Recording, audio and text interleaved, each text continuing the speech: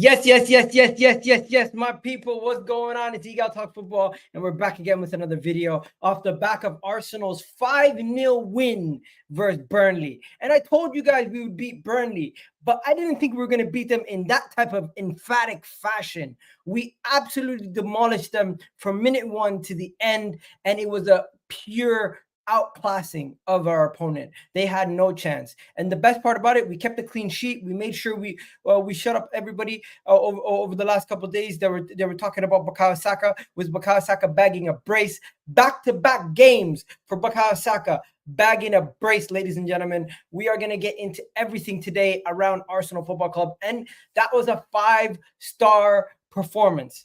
5 goals, 5 stars.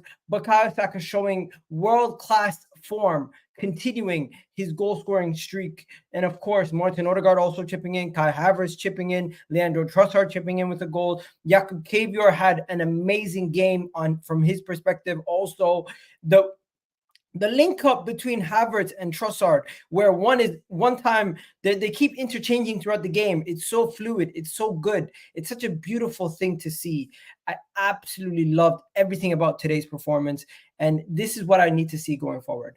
These kind of performances is the kind of performances that I need to see going forward from Arsenal Football Club. This was stupendous. It was amazing. And the best part about everything that we witnessed today, it's not the first time we did it. We've been scoring goals like this over the last couple of games. In the last 5 games, we have 21 goals, ladies and gentlemen. In the last 5 games, we have taken our goal difference and we've shot up to the top of that list in the Premier League for goal difference. And it is outstanding.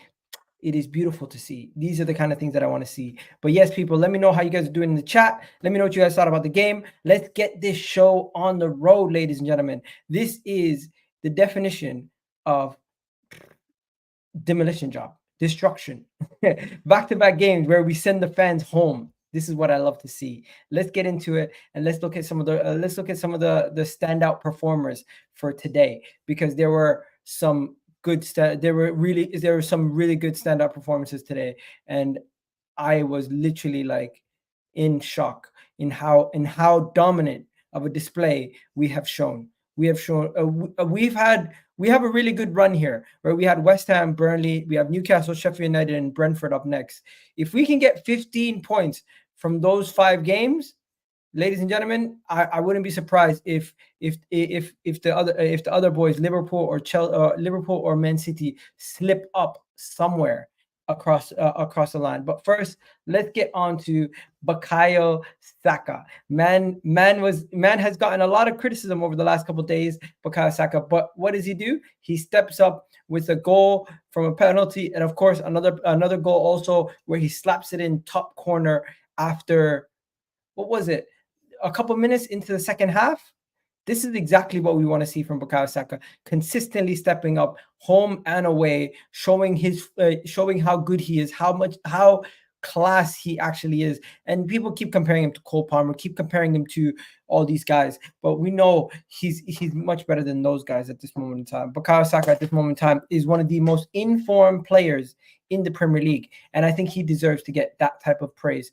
Unfortunately, he won't get that type of praise. He's still gonna get criticism and hate from these idiots out there who are gonna hate on him forever. But guess what? It's just Bukayo Saka just gonna have to deal with that. He's just gonna have to push on. And you know the best part about today is Bukayo Saka absolutely put in a masterclass performance, and you got Tottenham on the other hand losing to Wolves. So you got some people who are scared of Arsenal, and then you got people who are shaking in their boots because of Wolves. It's absolutely amazing. I love it. I love to see this kind of situation. But yeah, you know what it is?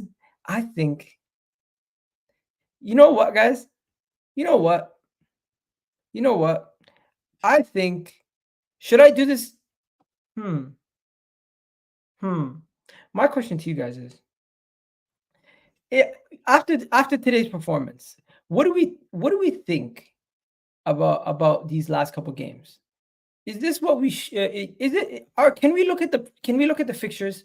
Let me just show you guys what I'm talking about, because is it that Arsenal were just not good at scoring goals early in the season and we've picked up form? Or is it that the opponents that we were playing were a lot tougher, hence you shouldn't be really scoring those ridiculous amount of goals versus some of these opponents that we were playing against? So the where it began, where people were saying you're not scoring enough goals, was against Wolves, Brentford, Aston Villa, Brighton. They're really some of the better teams in the league.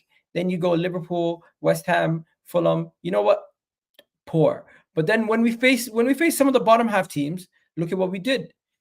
Crystal Palace, put them to the sword. Nottingham Forest, put them to the sword. Burnley, put them to the sword. West Ham, put them to the sword. Even Liverpool, who is top of the league, we put them to the sword. Do you put this down to one, the fixtures, or two, do you just put it down to this team has fixed up massively? Because I'm looking at it and I'm saying it's because some people are trying to say, oh, downplaying it. It's Burnley. Listen, how many teams have slapped Burnley with 5 this season? Genuine question. I don't know too many teams that have slapped 5 past Burnley. Is it have Tottenham done that? I think, and City. Is that all? So Hall's saying Arsenal stepped up big time. Arsenal have stepped up big time. Big up, big up, big up. Trossard and Kai Havertz starting together unlock something. You know what, Jake? You're right. You're right, and we need to look at this. We need to look at this right now, because when I look at the Arsenal team today, I see fluidity. I see the ability to interchange and players to pick up different positions throughout the pitch. There's just so much moving parts that you can't man mark anybody, because that player is just going to then drift into an area where it's going to make it uncomfortable for your defense. They're going to just continuously rotate and move into different areas, and it's going to make you uncomfortable for your defense.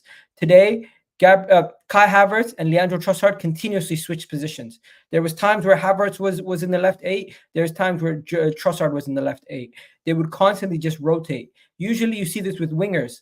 You never really see that with the midfielders and strikers, but they constantly switched up. They constantly changed positions. They constantly took up different areas of the pitch. And if we were to look at their heat maps from today, if we were to look at their 2 heat maps, you can see Havertz's heat map, and then let me show you Trossard's heat map. You can see right there the 2 of them and their 2 heat maps, how they're both in forward positions, and they're both in right 8 positions. At times you see Trossard there, at times you see Trossard up top. At times you see Havertz down there, at times you see Havertz up top. It was literally, they would interchange the whole game, and this was a big part in how we basically made Burnley look silly at times, because they didn't know what to do. They did not know what to do. Maybe they did not face this tactic before, but this was a big part of our game. And I felt like Leandro Trossard and Kai Havertz's ability to interchange throughout the game was a massive point of emphasis for Arsenal. And yeah, Jake, you're right. Havertz and Trossard starting together, we might be onto something. We might be onto something big with those 2 together.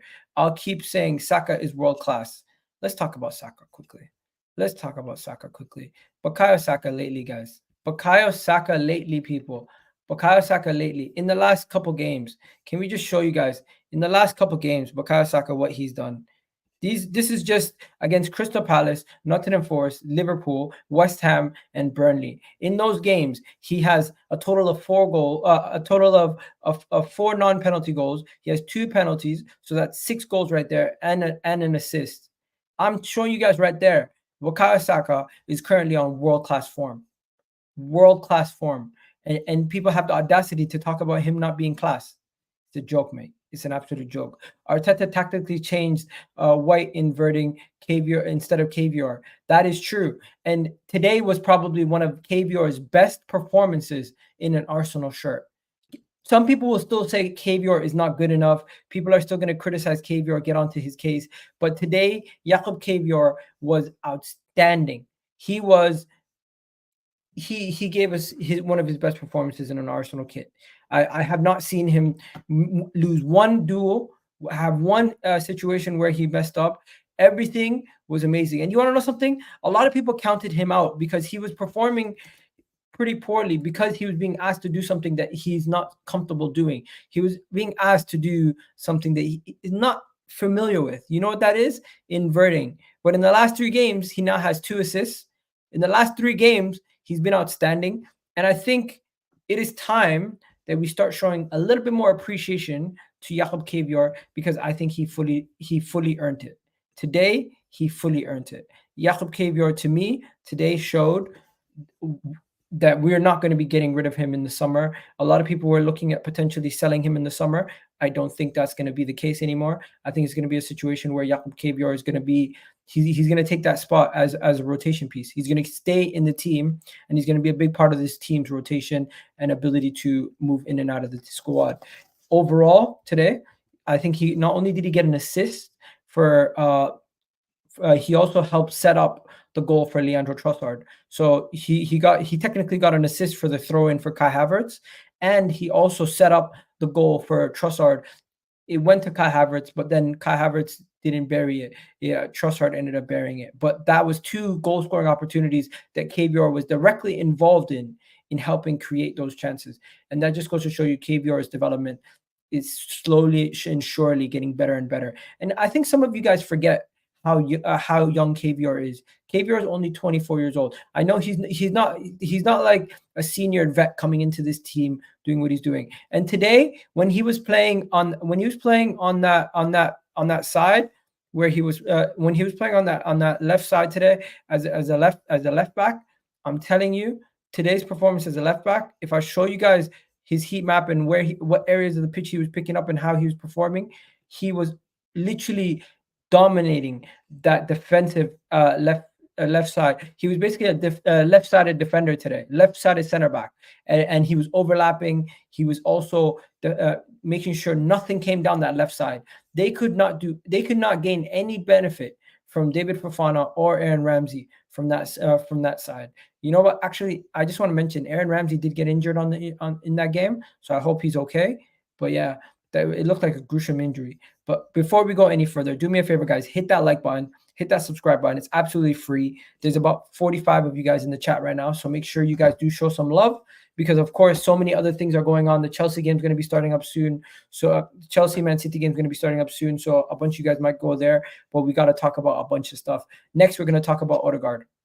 Odegaard definitely loves himself a goal versus Odegaard definitely loves himself a goal versus Burnley.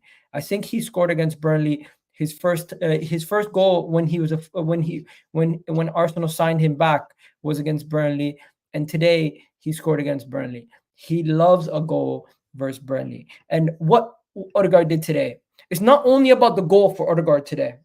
Today, Odegaard showed that once again that he's a composer. He's the guy who keeps everything ticking in that Arsenal midfield. Not only did he get a goal, of course he got the assist for Saka's goal also, but everything ran through him at certain points. Every time we needed to do anything, the ball went to him. Martin Odegaard had like 88 touches in the game. He had 72 passes, 61 of them completed, 85% completion. He created 3 big chances. The guy was just literally all over the place.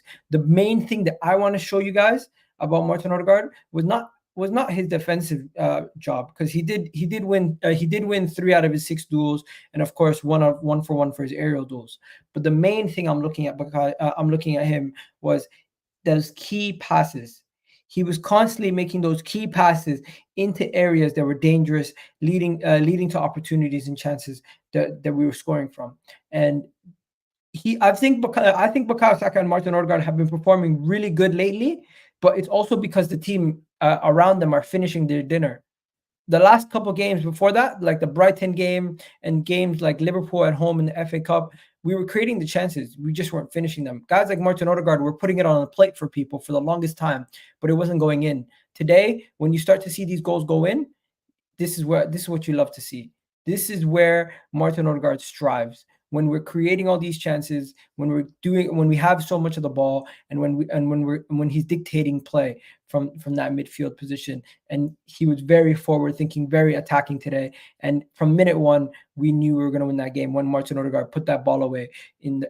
What minute was it that he scored again? He scored very early, 4 minutes in. He scored the ball from outside the box, and it wasn't an ozone goal, but Martin Odegaard definitely loves getting himself a goal. And this season, if I'm not mistaken, he's already got a lot of goals under his belt this season already. How many goals does Martin Odegaard have this season? Like He has 5 goals already in the Premier League.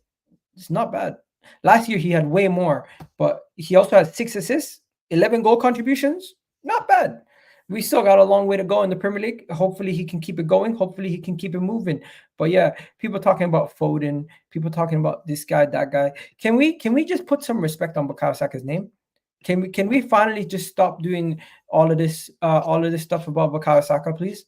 Because Bukayo Saka just gets too much every day. It's Bukayo Saka this, Bukayo Saka that, Bukayo Saka this, Bukayo Saka that. Can I show you guys something? With 75 players score in the Premier League's history, getting okay. Let me show you guys this. This is an interesting stat.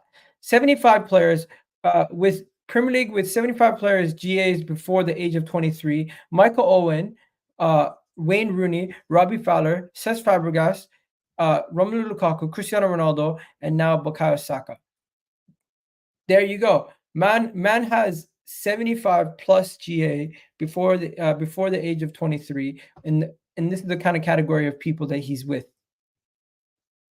Bukayo Saka is one of the best young players in the Premier League over the last decade or two.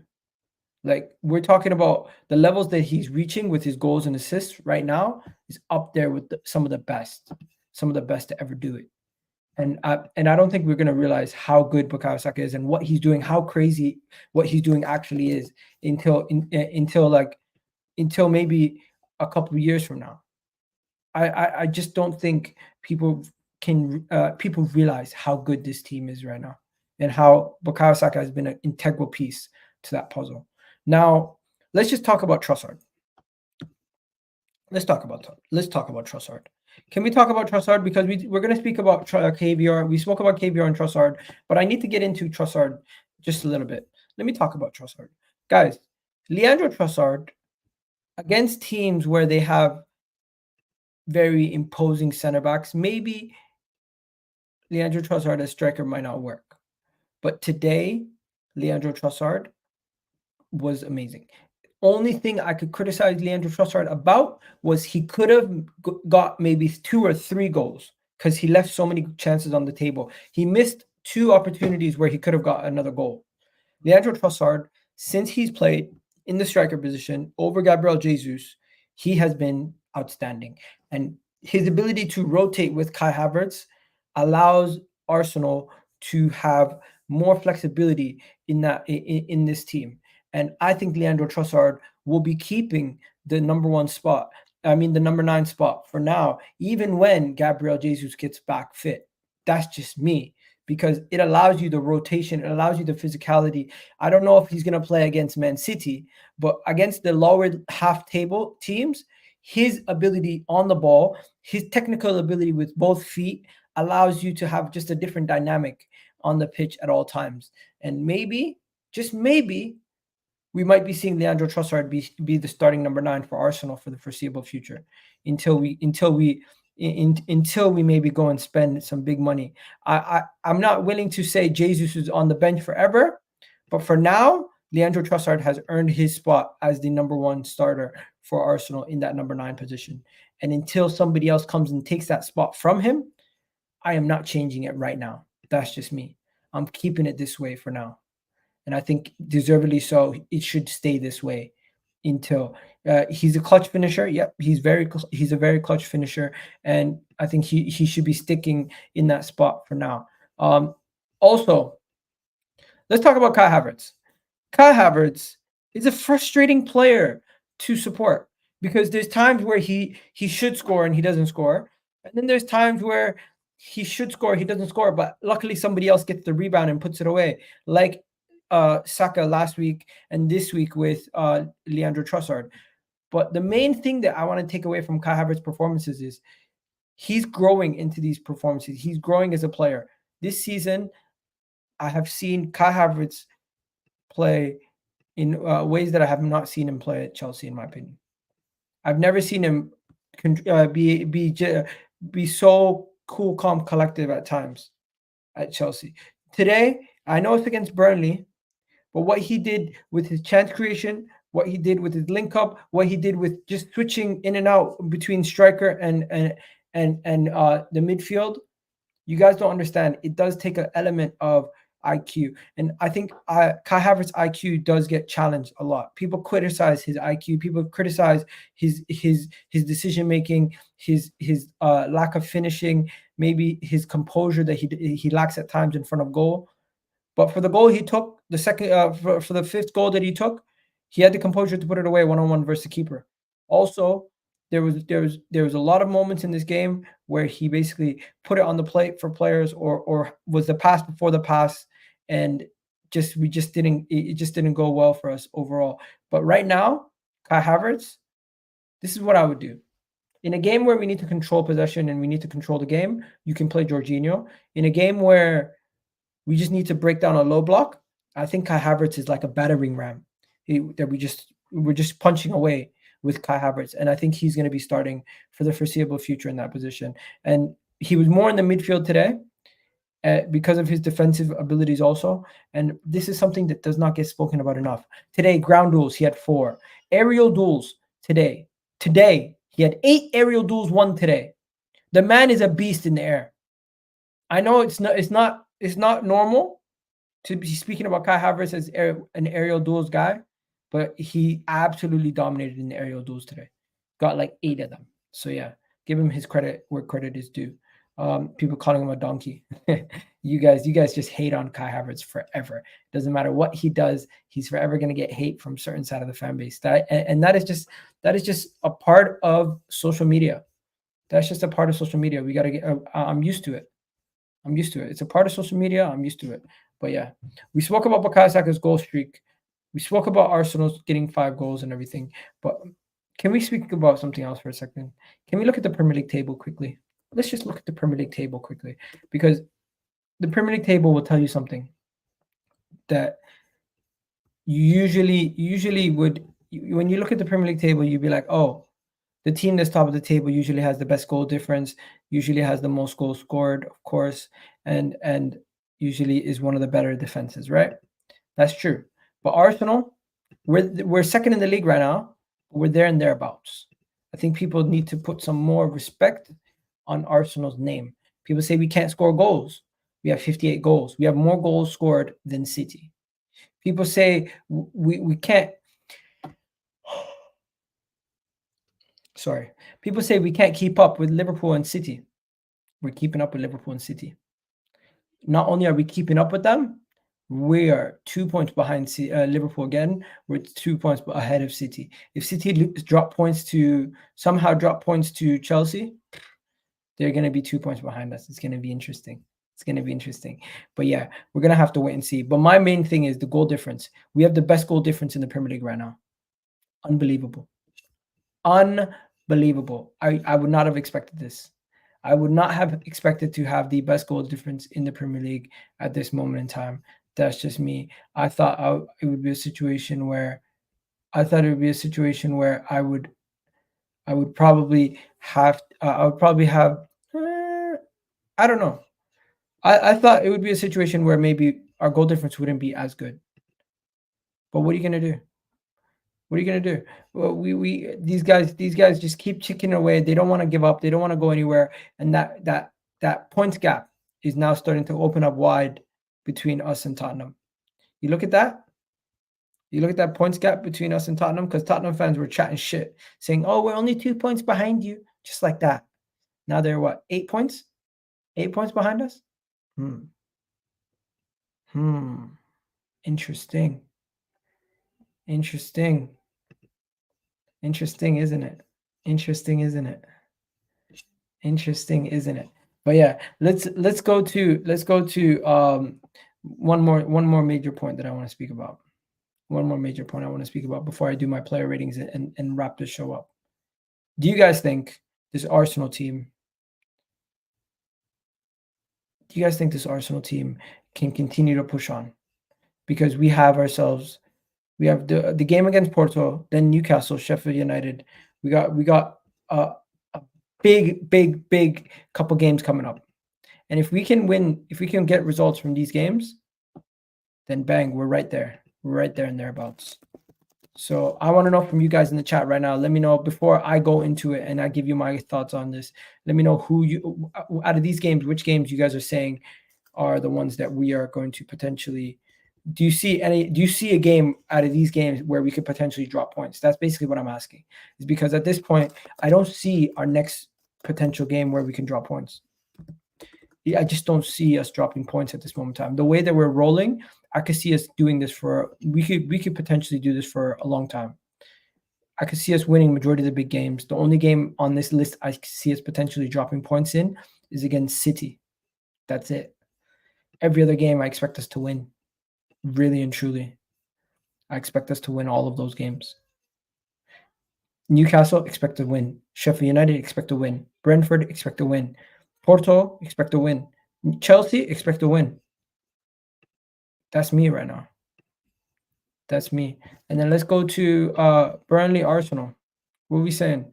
So Odegaard opening goal, Saka from the spot, ruthlessness from Arsenal, of course. We already spoke about the ruthlessness. And then who's the man of the match today? Let's get into it. Who's the man of the match? The man of the match for me is going to be, I think they're going to vote for Bukayo Saka, but for me, it would be Martin Odegaard. What would you guys say? Let me know in the comment section. Who's your man of the match for today's performance? I would probably give it. I think they probably voted for Saka though. So, but I would give it to Odegaard. Oh, there you go. Yeah, so 62% agreed with me that they gave it to Martin Odegaard as man of the match for today's performance. That is who the man of the match for today's performance is, ladies and gentlemen. And let's get into the final point of the day, which is the player ratings. Let's talk about the player ratings. Raya was, I don't know about you guys, but this whole Ramsdale Raya thing, we need to stop. Ramsdale's not doing any of those passes that Raya is. The passes Raya has been playing today and the ability to win the ball in the air, quickly start the attack, he's really good. I'm giving Raya a 7.5. Ben White, solid performance. Didn't really notice anything wrong. Solid performance, no question about it. Didn't have to do much. I'm gonna give him a 7. Saliba, solid performance. Didn't have to do much. Absolutely kept them quiet. 7.5. Gabriel Magalhaes, also solid performance, clean sheet, didn't have to do much, 7.5. Kiwior, solid performance, one of the standouts today, created 2 assists and was one of these almost created 2 assists. I mean, got one, what do you call it? 2 key passes into the final third to get us a goal. 8 out of 10 for him. Declan Rice didn't really put a foot wrong, but didn't really have too much to do. So I'm gonna actually, he kept the game ticking, but it was a 7 out of 10 performance. Nothing really stand out for him. Kai Havertz, solid performance, got a goal, was interchanging the whole entire game, was outstanding for the whole 90 minutes. I'm gonna give him an 8 out of 10. Martin Odegaard, one of the best games that he's had in a while. He's on a roll right now, got a goal and an assist, and of course opened the game up through the opening goal, was outstanding. I'm gonna give him a 9 out of 10. Bukayo Saka, star boy, goal, assist, everything you need from a player, and he just makes sure 2 goals. I mean, everything you need from the player. Back-to-back braces, world-class form, one of the most informed players in the Premier League right now. I'm going to give him a 9 out of 10. Martinelli didn't really have a good game. Didn't really notice too much. I'll give him a 6.5. I thought he was quite quiet today. Leandro Trossard, amazing game. I'm going to give him an 8. I thought he was outstanding. Did an amazing job swapping in with Kai Havertz and also took his goal quite well also. And then the rest, I'm not even going to rate. I'm not even going to rate the rest, but I'm just going to say Arteta deserves a lot of credit for the turnaround that he's had with his team and how quickly he's gotten this team firing and going again. I'll give Mikel Arteta a 10 out of 10, and I think this was a really good performance from the team. Not much more to be said today, ladies and gentlemen. I'm going to keep this one short and sweet. I'll catch you guys on the next one. Love for the love, people. You already know what it is. Peace.